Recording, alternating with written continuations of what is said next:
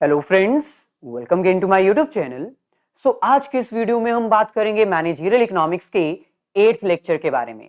Managerial economics के अब तक हम 7 लेक्चर्स ऑलरेडी अपलोड कर चुके हैं। अगर उनमें से कोई भी लेक्चर आपने मिस किया है तो सभी लेक्चर्स का लिंक डिस्क्रिप्शन में गिवन है, आप जाकर देख सकते हैं। मैनेजरियल इकोनॉमिक्स के इस 8th लेक्चर में आज हम बात करेंगे uncertainty, risk and probability analysis के बारे में। लेकिन आज का सेशन स्टार्ट करने से पहले आप सभी से रिक्वेस्ट है कि भाई अगर आप फर्स्ट टाइम हमारे चैनल पर आए हैं तो चैनल को सब्सक्राइब करके बेल आइकन को जरूर क्लिक कर दीजिएगा, ताकि फ्यूचर में अगर हम कोई भी वीडियो अपलोड करें तो उसका लिंक तुरंत आपको मिल जाए। इसके साथ ही हमारी वीडियो को लाइक और अपने सभी फ्रेंड्स के साथ शेयर जरूर कर दीजिएगा। चलिए सबसे पहले हम बात करते हैं इस कंटेंट के इंट्रोडक्शन के बारे में। आपको अब तक इतना तो पता चल ही चुका है कि मैनेजरियल इकोनॉमिक्स एक ऐसा सब्जेक्ट है जो इकोनॉमिक्स की ही ब्रांच में काउंट किया जाता है।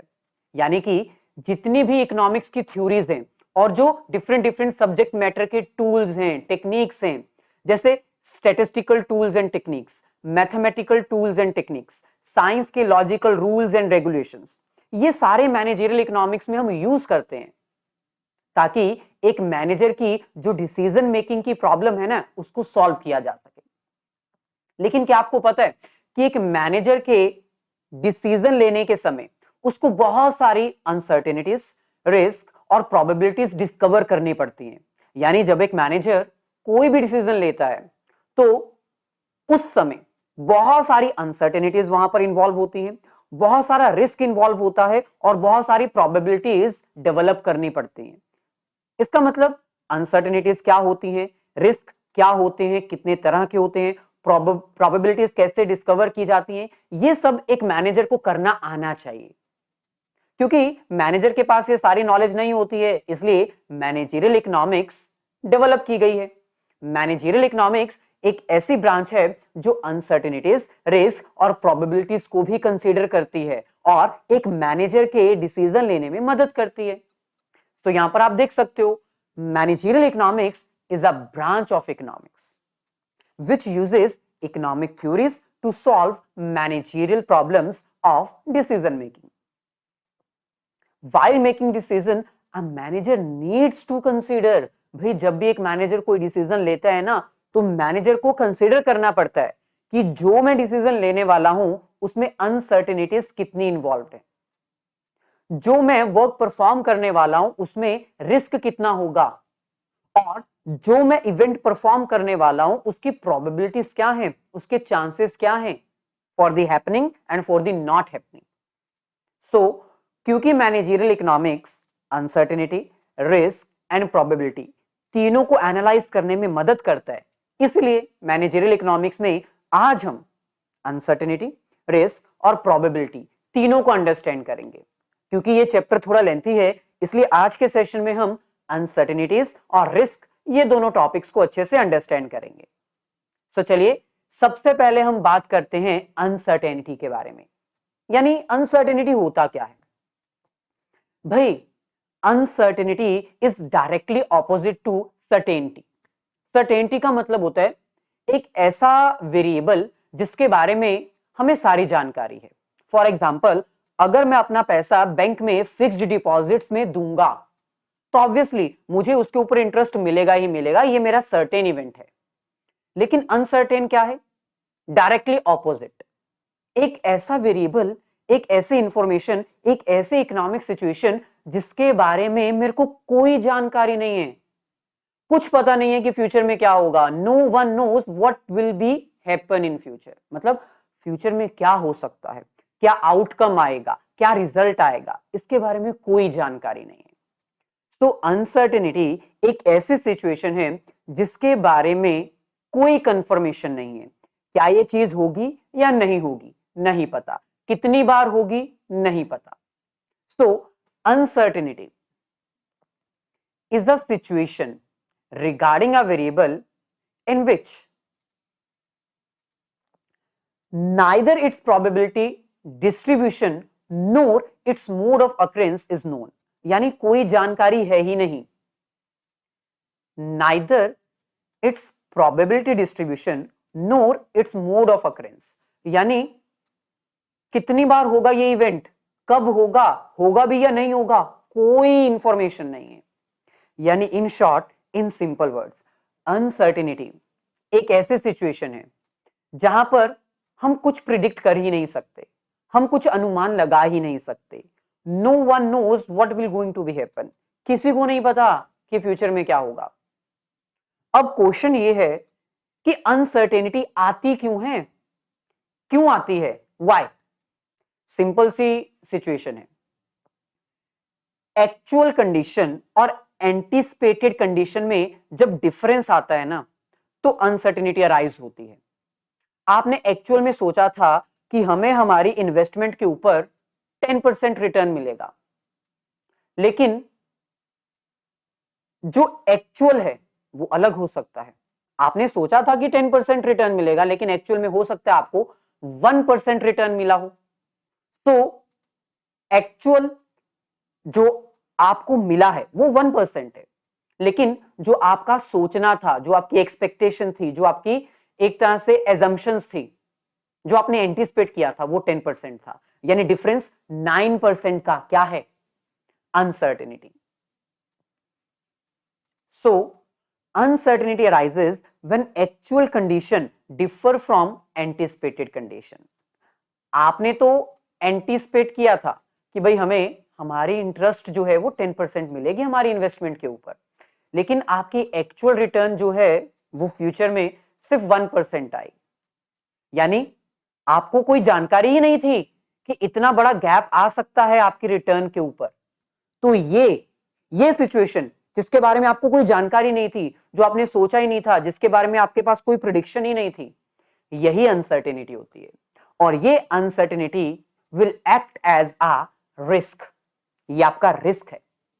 लेकिन कौन सा रिस्क, जो आप इंश्योर्ड नहीं करवा सकते। आपकी इन्वेस्टमेंट के ऊपर आपको कम रिटर्न मिलेगा, आपको तो जानकारी ही नहीं है, आपके पास कोई जानकारी थी ही नहीं भाई। जिसके बारे में कोई जानकारी नहीं है, क्या उसकी इंश्योरेंस करवा सकते हो आप? Obviously not. सो अनसर्टेनिटी हर तरह के डिसीजन में होती है। एक मैनेजर को जब भी कोई डिसीजन लेना होता है तो उसको अनसर्टेनिटी एनालिसिस करनी पड़ती है। हालांकि अनसर्टेनिटी इन्वॉल्व रहती है, एक मैनेजर जितनी मर्जी कोशिश कर ले, वो अनसर्टेनिटी को एलिमिनेट नहीं कर सकता, खत्म नहीं कर सकता, लेकिन हाँ रिड्यूस जरूर कर सकता है। जैसे for example, as a business manager आपको कोई जानकारी नहीं है कि फ्यूचर में आपका कॉम्पिटिटर कौन सी स्ट्रेटेजी ऑप्ट करेगा। वो स्ट्रेटेजी आपके लिए बेनिफिशियल भी हो सकती है, आपके लिए लॉस भी लेकर आ सकती है। तो ये एक अनसर्टेन इवेंट है। So a business manager may be uncertain with respect to marketing strategy of his competitor. आपको नहीं पता कि आपका जो कॉम्पिटिटर है वो कौन सी स्ट्रेटेजी ऑप्ट करेगा, आपको कोई जानकारी नहीं है। इसका मतलब देयर इज अनसर्टेनिटी। और ये अनसर्टेनिटी जो है वो कॉमन है हर बिजनेस सिचुएशन में। आपका किसी भी तरह का बिजनेस हो, आप कोई भी डिसीजन लेना चाहते हो, हर डिसीजन में अनसर्टेनिटी होती है। क्योंकि भाई जब भी एक मैनेजर डिसीजन लेता है तो उसका आउटकम क्या आएगा, कुछ हद तक आप एंटिसिपेट कर सकते हो, लेकिन वो एंटिसिपेशन एग्जैक्टली ट्रू होगी फ्यूचर में, ये तो कंफर्मेशन नहीं है ना। So that is uncertainty. इसका मतलब एक मैनेजर को जब भी कोई डिसीजन लेना होता है तो उसको ये अनसर्टेनिटी जैसी सिचुएशन को एनालिसिस करना पड़ता है। एक मैनेजर जितना मर्जी ट्राई कर ले, वो प्रॉपरली अनसर्टेनिटी को एलिमिनेट नहीं कर सकता, रिड्यूस जरूर कर सकता है, क्योंकि थोड़ा बहुत ही सही, लेकिन कुछ ना कुछ तो कसर रह ही जाती है, जिसके कारण डिसीजंस में अनसर्टेनिटीज आती हैं। एक ऐसी सिचुएशन आती है जिसको प्रेडिक्ट करना बहुत मुश्किल होता है। जैसे for example, natural loss, sunrises, tide comes, seasons changes, flood आ सकता है, बारिश आ सकती है, तेज हवाएं चल सकती है। ये एक नेचुरल इवेंट है। कब चलेंगी, कितनी देर तक चलेंगी, क्या नुकसान होगा उससे, वो पता लगाना अनसर्टेन है। सो एक एलिमेंट हमेशा अवेलेबल रहता ही है। आप अनसर्टेनिटी को जड़ से उखाड़ के एलिमिनेट नहीं कर सकते। Second, forces working around us, जो हमारे इर्द गिर्द फोर्सेस काम कर रही है ना, वो भी अनसर्टेनिटी का कारण बनती हैं।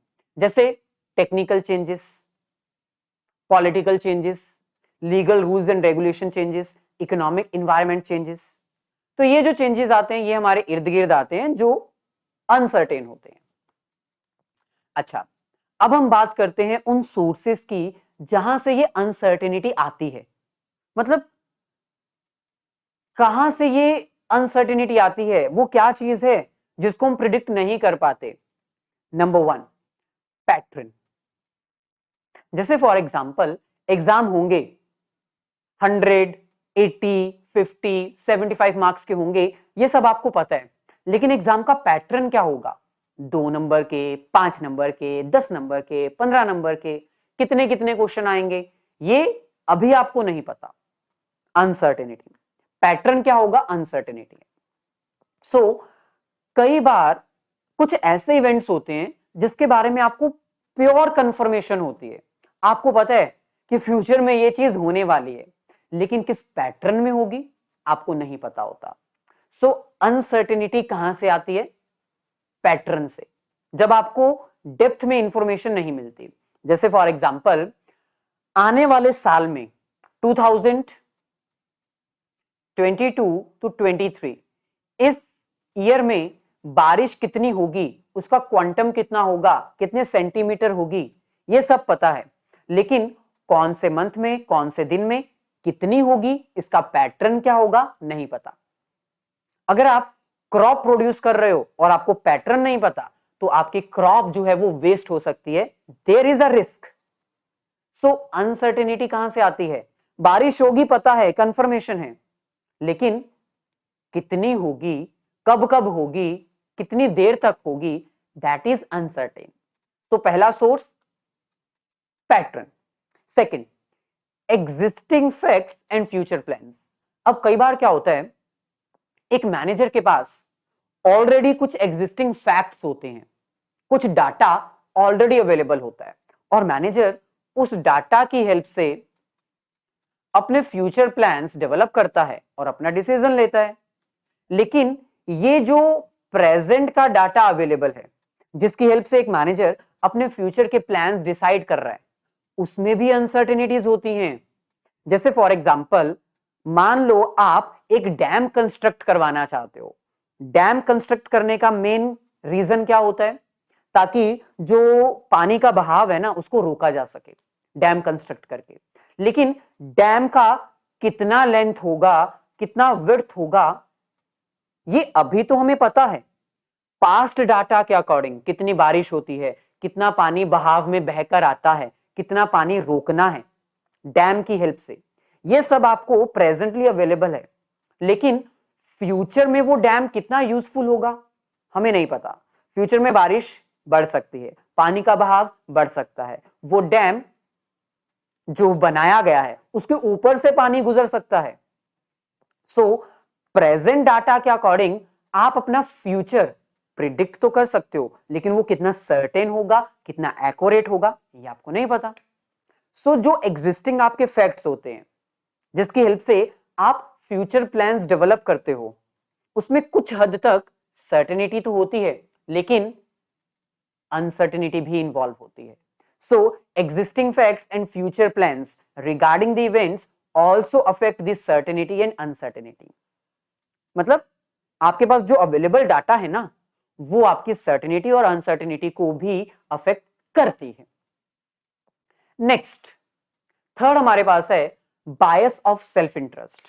अब देखो कई बार क्या होता है, हमारी ना अपनी कुछ पर्सनल जजमेंट्स होती हैं, हमारे कुछ पर्सनल बिलीव्स होते हैं, हमारे कुछ पर्सनल एक्सपीरियंसेस होते हैं, और उन एक्सपीरियंसेस को ध्यान में रखते हुए हम फ्यूचर प्लान्स डेवलप करते हैं, हम अपने फ्यूचर इवेंट्स ऑर्गेनाइज करते हैं।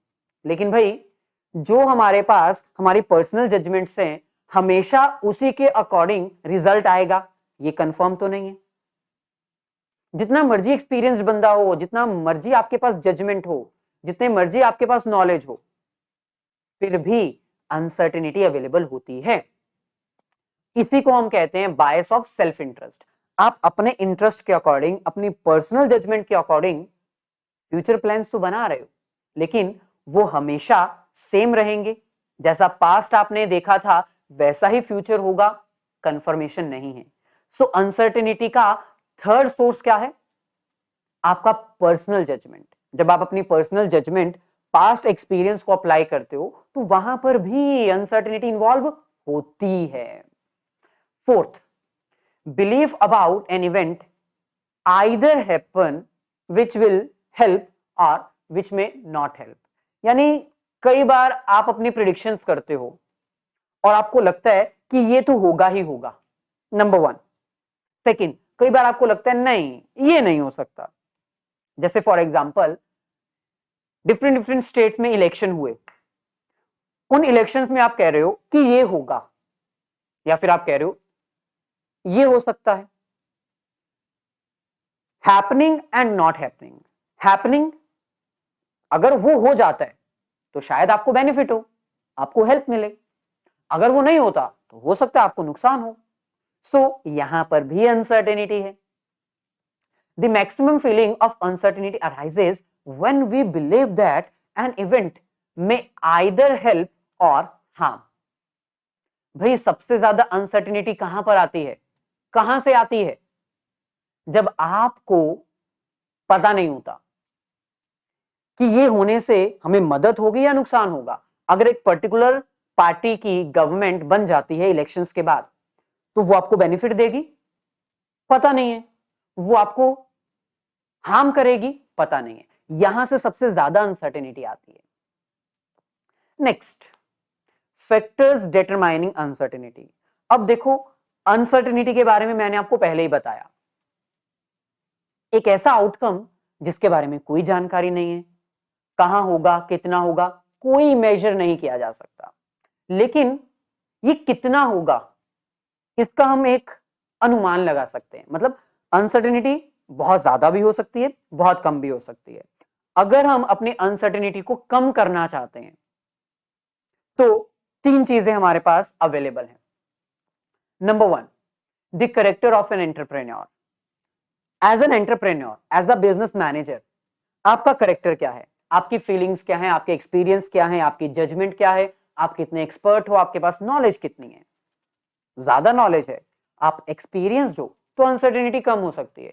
लेकिन अगर आप फर्स्ट टाइम मैनेजर हो, आपके पास ज्यादा नॉलेज नहीं है, तो आप फ्यूचर प्रिडिक्ट करने में इतने ज्यादा सफिशिएंट नहीं हो, आपके पास वो नॉलेज नहीं है जिससे आप फ्यूचर को प्रिडिक्ट कर पाओ और अनसर्टेनिटीज को कम कर पाओ।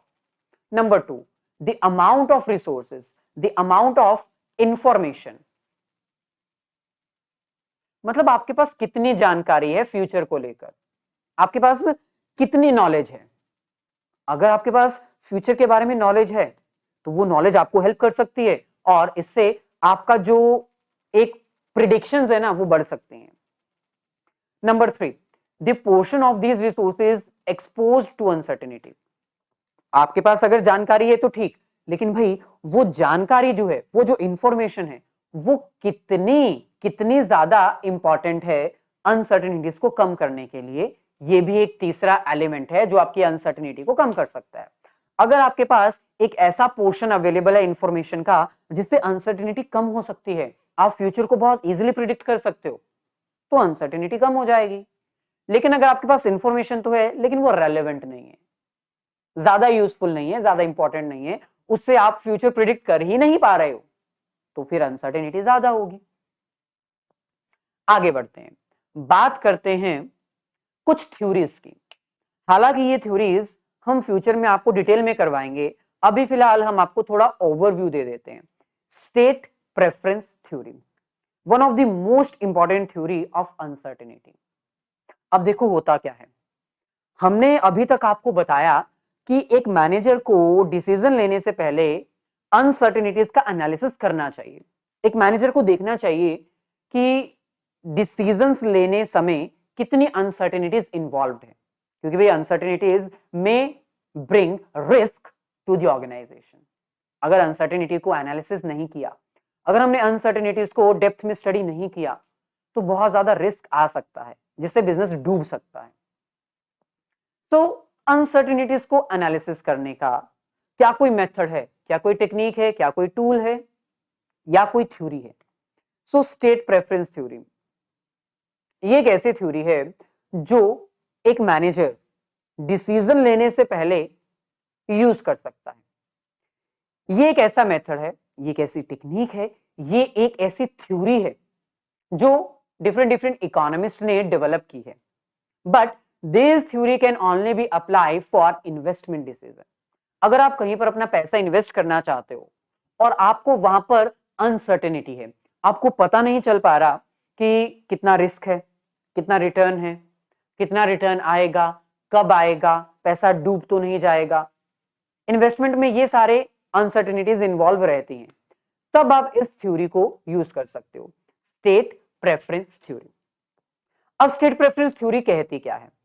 ये एक ऐसी थ्योरी है जो ये कहती है कि हमें हमारी स्टेट को, हमें हमारी पोजीशन को दो हिस्सों में बांट देना चाहिए बिटवीन अनसर्टेनिटीज।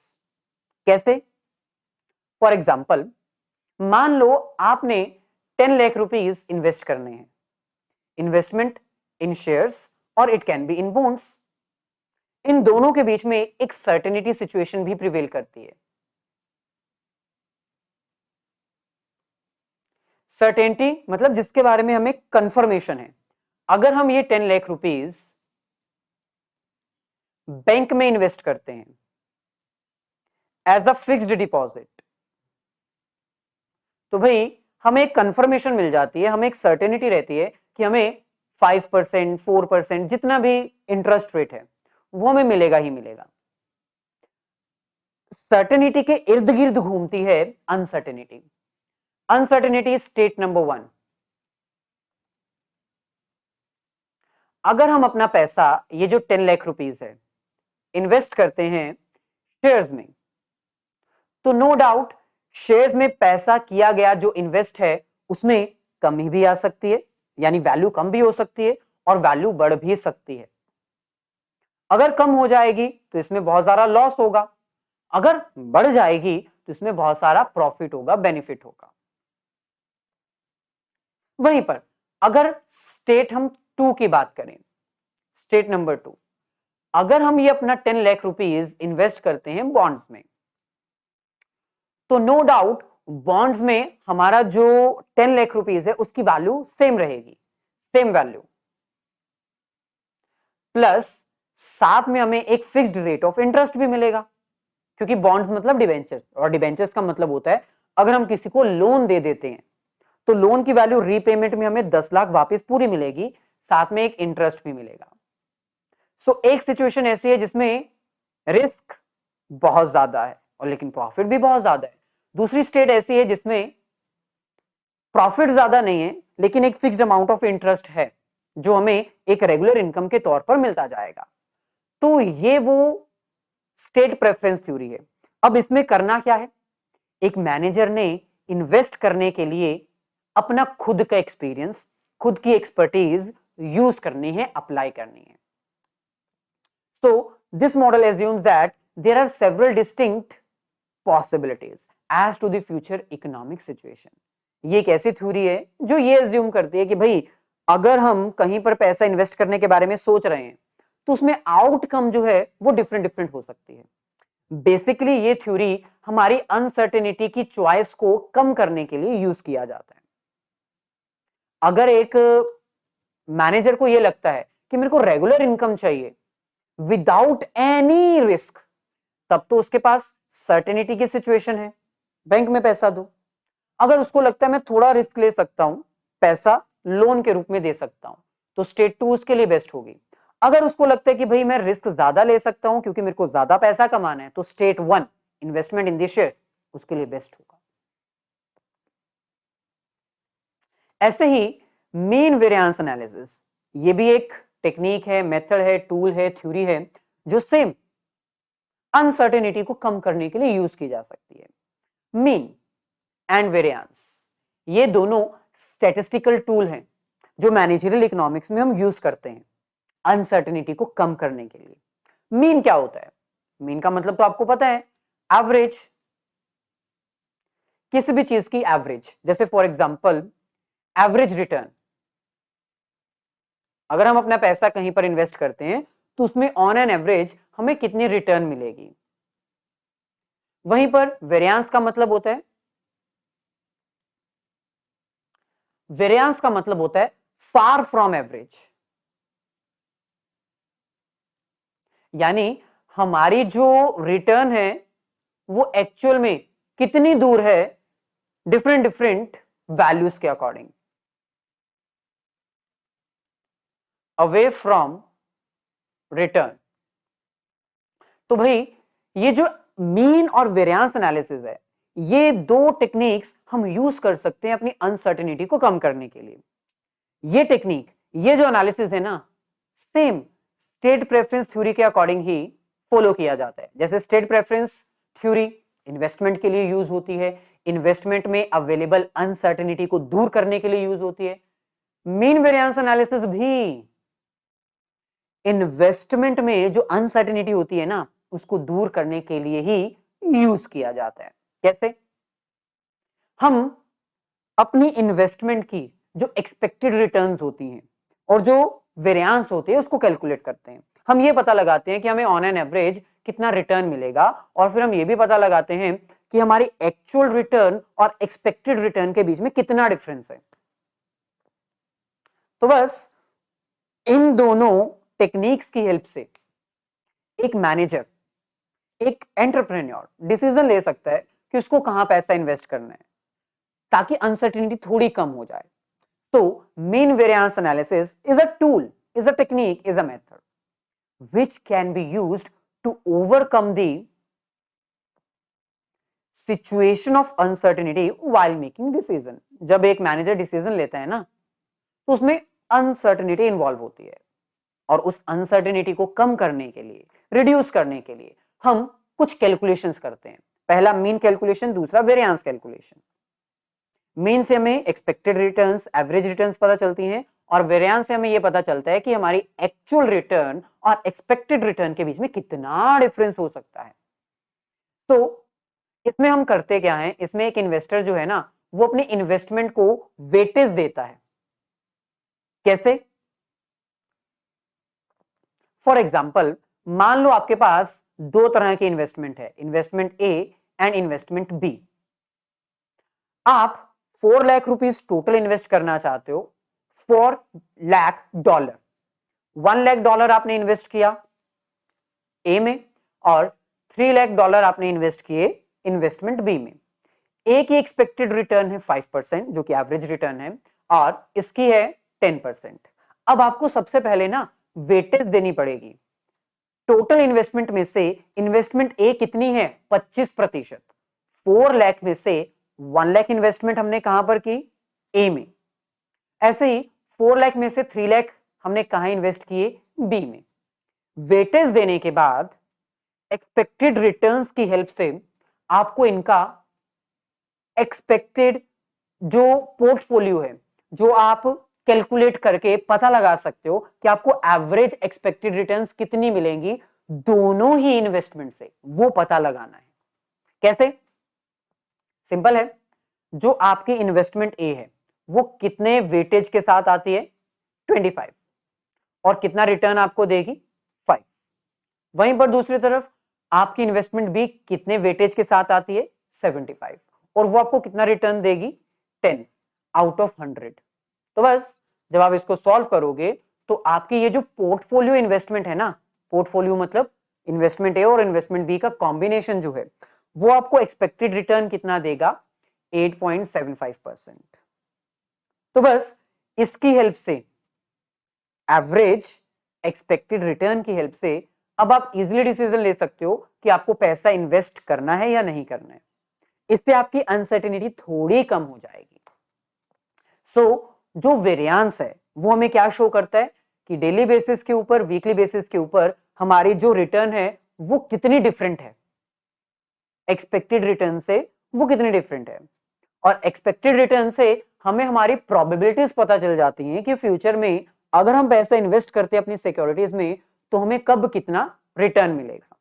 सो वेरियांस और एवरेज एक्सपेक्टेड रिटर्न, ये दोनों चीजों को अगर हम अप्लाई करते हैं, कैलकुलेशंस करते हैं, तो हमारी जो अनसर्टेनिटी है ना वो कम हो जाएगी।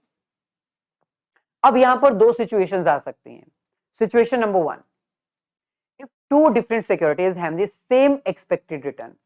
मान लो आपके पास दो ऑप्शंस हैं, दोनों ही सिक्योरिटीज में आपको सेम रिटर्न मिलती है, बट एक का वेरिएंस लो है, मतलब उसमें जो एक्चुअल और एक्सपेक्टेड रिटर्न का डिफरेंस है, वेरिएंस उसको कहते हैं, वो कम है। तो आपको कौन सी वाली इन्वेस्टमेंट चूज करनी चाहिए? आपको वो वाली इन्वेस्टमेंट चूज करनी चाहिए जिसमें वेरिएंस लो है, क्योंकि उसमें डिफरेंस कम है, एक्चुअल और एक्सपेक्टेड रिटर्न बहुत कम है उसमें।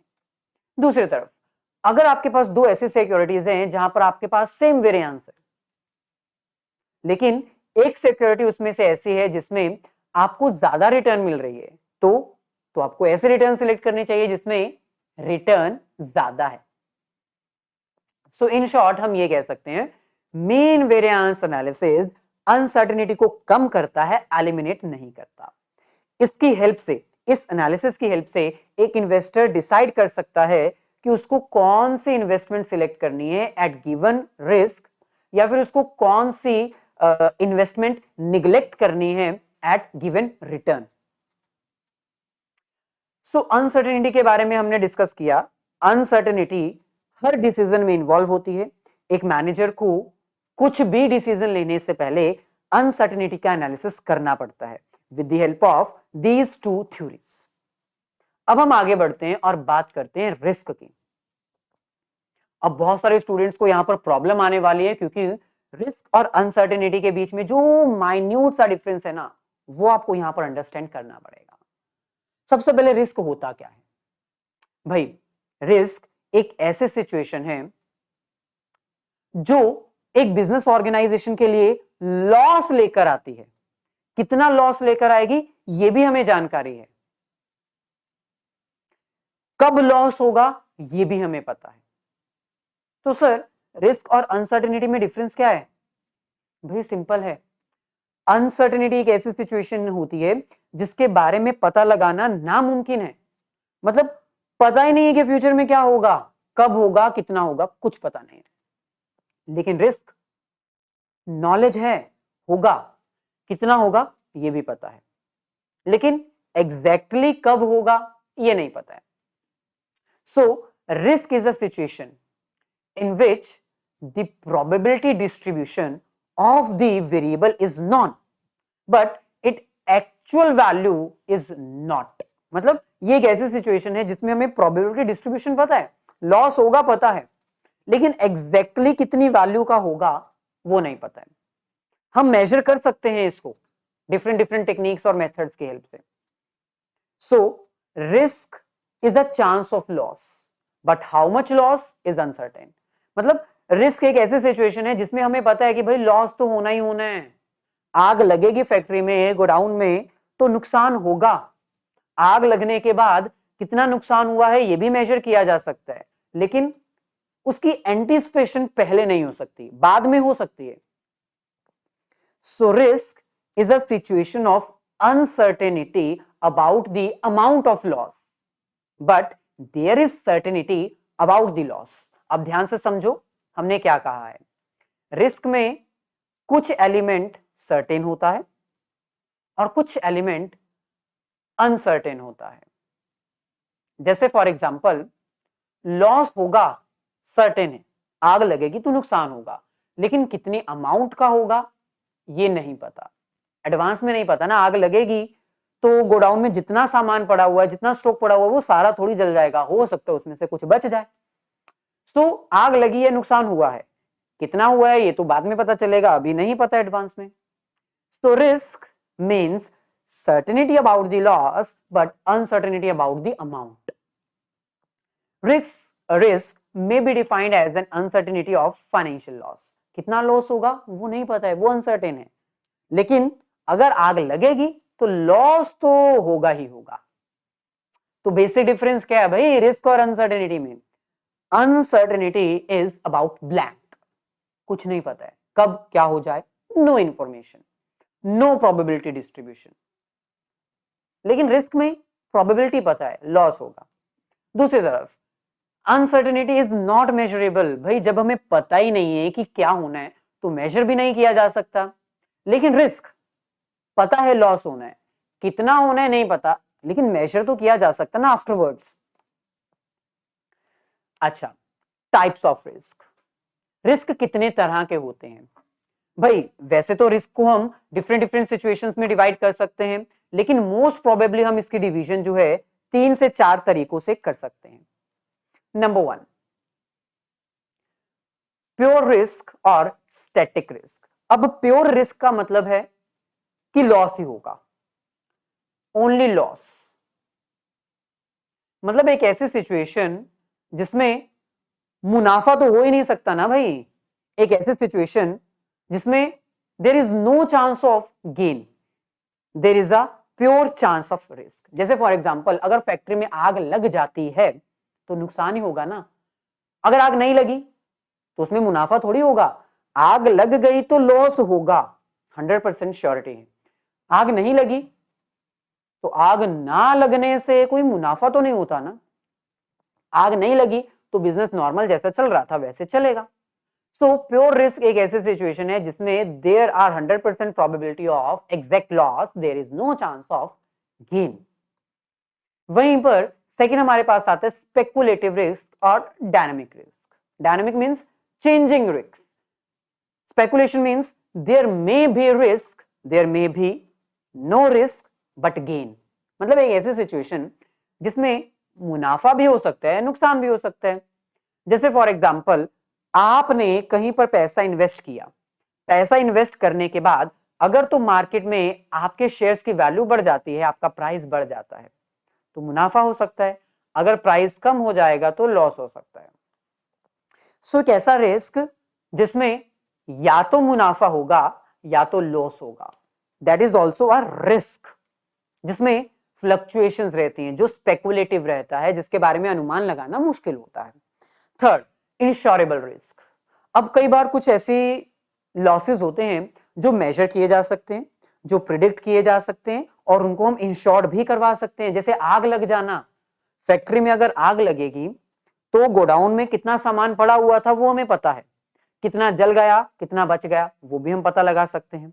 सो एक ऐसा रिस्क जो मेजर किया जा सकता है, जिसकी इंश्योरेंस करवाई जा सकती है, जो हम इंश्योर्ड करवा के जिस रिस्क को हम कवर कर सकते हैं उसको इंश्योरेबल रिस्क कहते हैं।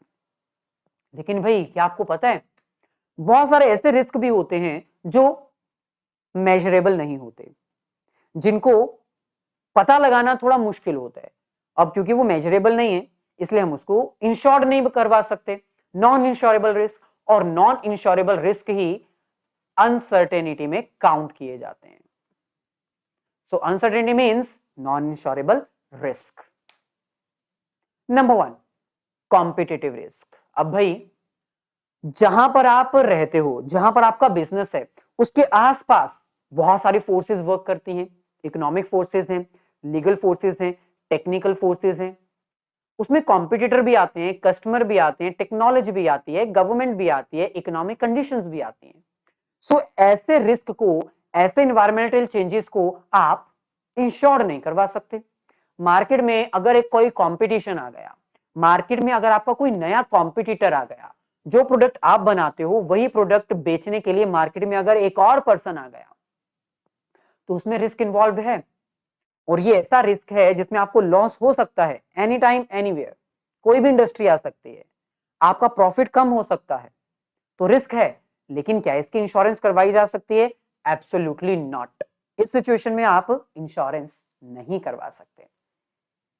Second, technical risk. अब जैसे कि मैंने बताया मार्केट में टेक्नोलॉजी अपडेट हो सकती है, इंप्रूव हो सकती है, अगर टेक्निकली कोई चेंज आ जाता है आपकी टेक्नोलॉजी आउटडेट हो जाएगी, आपका तरीका पुराना हो जाएगा, आपके कस्टमर आपको छोड़ के चले जाएंगे, आपको मुनाफा नहीं होगा।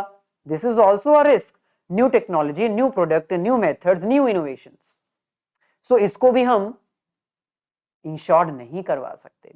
Risk of government intervention. अब गवर्नमेंट कुछ लीगल रेगुलेशंस, फ्रेमवर्क्स इंट्रोड्यूस कर सकती है जब मर्जी, और उस इंट्रोडक्शन से हो सकता है आपके बिजनेस को लॉस हो जाए, मुनाफा भी हो सकता है नो डाउट, लेकिन हम लॉस की बात कर रहे हैं, रिस्क की बात कर रहे हैं। सो जो भी चेंजेस आएंगे, गवर्नमेंट अगर कोई न्यू रूल अप्लाई कर देती है, गवर्नमेंट ये कह देती है कि आज से ये वाला बिजनेस गवर्नमेंट के कंट्रोल में हो जाएगा, गवर्नमेंट आपके बिजनेस को नेशनलाइज कर सकती है, आपके बिजनेस को अपने अंडर कंट्रोल कर सकती है जब मर्जी, इन दैट सिचुएशन आपको लॉस हो जाएगा। सो इसको भी हम इंश्योर्ड नहीं करवा सकते। And fourth, business cycle risk. Business cycle risk, आपको पता है कि बिजनेस में ना एक साइकिल होती है और हर बिजनेस में ये साइकिल आती ही आती है, रिसेशन, डिप्रेशन, बूम पीरियड। अगर आप डिप्रेशन में चले जाते हो, आपका एक ऐसा सीजन आ जाता है जिसमें आपके प्रोडक्ट बिकने बंद हो जाते हैं, आपके प्रोडक्ट की डिमांड नहीं रहती है, इन दैट सिचुएशन आप ही नहीं, आपकी पूरी इंडस्ट्री इफेक्ट होगी और उस एक इंडस्ट्री के कारण बाकी इंडस्ट्रीज भी इंपैक्ट होंगी, तो पूरी इकोनॉमी ही डिप्रेशन में चली जाएगी, जिसके कारण लॉस होगा, रिस्क होगा, और ये अनसर्टेन है, इसको इन शॉर्ट नहीं करवाया जा सकता, ये मेजर नहीं हो सकता। आगे बात करते हैं मेजरमेंट ऑफ रिस्क। अब भाई जब भी एक मैनेजर को कोई डिसीजन लेना होता है तो उसमें रिस्क इन्वॉल्व होता है, कितना रिस्क है वो मेजर करना बहुत जरूरी है, क्योंकि भाई रिस्क कितना इन्वॉल्व है उसके अकॉर्डिंग एक मैनेजर डिसीजन लेगा। सो कैसे मेजर किया जाता है? बेसिकली रिस्क को मेजर करने के लिए हमारे पास एक सिंपल टेक्निक है। सबसे पहले हमें हमारा डाटा कलेक्ट करना पड़ेगा, हमें पता लगाना पड़ेगा कि कौन कौन से डिसीजन में रिस्क इन्वॉल्व है। पास्ट एक्सपीरियंस, पास्ट परफॉर्मेंस और पास्ट जजमेंट के अकॉर्डिंग हमें देखना पड़ेगा कि किस किस डिसीजन में क्या क्या रिस्क इन्वॉल्व है। So first of all, to collect total number of cases involve risk, कितने रिस्क हैं, फिर उसमें से हमें फाइंड आउट करना पड़ेगा कि किस केस में एक्चुअली वो रिस्क आया। जैसे फॉर एग्जांपल, मान लो आपके पास टोटल 100 ऐसे डिसीजंस हैं जिसमें रिस्क इन्वॉल्व है और उसमें से 10 ऐसे डिसीजंस हैं जिनमें एक्चुअल रिस्क इन्वॉल्व था। सो इसकी परसेंटेज कितनी आएगी? Near about 10%. So out of 100 cases, there are 10% chances of involvement of risk. So एक मैथमेटिकल वैल्यू के अकॉर्डिंग आप अगर कोई भी डिसीजन लोगे इन 100 में से तो 10% चांसेस हैं कि आपके डिसीजन में रिस्क इन्वॉल्व रहेगा। तो इस 10% रिस्क को ओवरकम करने के लिए एक मैनेजर मैनेजरियल इकोनॉमिक्स के डिफरेंट टेक्निक्स को यूज कर सकता है। सो ये था हमारा आज का लेक्चर, जिसमें हमने आपको बताया कि मैनेजरियल इकोनॉमिक्स में अनसर्टेनिटी और रिस्क का बहुत इंपॉर्टेंट रोल है। एक मैनेजर को जब भी डिसीजन लेना होता है तो वो अनसर्टेनिटी और रिस्क डिसाइड करता है। आने वाले सेशन में हम प्रोबेबिलिटी के बारे में डिस्कस करेंगे, लेकिन भाई वीडियो अगर अच्छी लगी है तो इसको लाइक और शेयर जरूर कर दीजिएगा अपने सभी फ्रेंड्स के साथ। मिलेंगे फिर नेक्स्ट सेशन में। All the very best, have a nice day and great day.